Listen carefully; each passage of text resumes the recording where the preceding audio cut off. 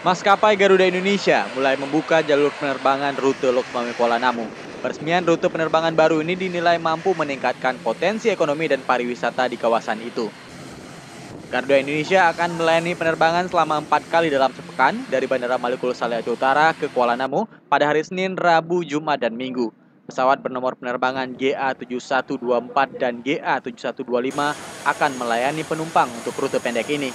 Tiket rute ini dijual antara Rp600.000 sekali terbang dengan waktu tempuh yang hanya sekitar 30 menit.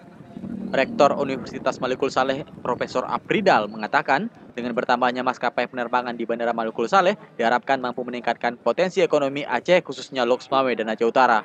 Kepinginnya Garuda ini terbangnya itu di pagi hari, kemudian kembalinya lagi kemari yaitu pada sore atau malam hari, sehingga pesawatnya bisa parkir di bandara ini. Dan kalau ini yang terjadi, pasti frekuensi daripada pengguna daripada Garuda itu sendiri pasti insya Allah akan meningkat. Dan dengan harapan satu lagi, hendaknya setiap hari bisa dilaksanakan penerbangan. Kini Bandara Maluku Saleh telah beroperasi penuh selama 1 pekan. Selain Garuda Indonesia, maskapai Lion Air juga telah membuka rute pendek ini dan telah beroperasi 3 kali dalam seminggu. Dari Loksmawe, Hidayatullah melaporkan untuk Aceh Video.